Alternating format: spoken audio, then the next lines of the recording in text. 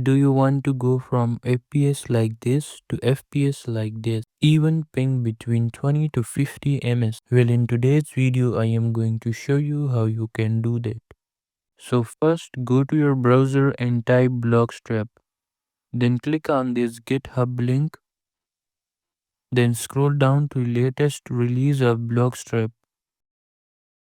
Scroll down and then click on blockstrap.exe. Once it is open, go to the past plagues. Now disable player shadow, disable post processing effects, also disable terrain texture.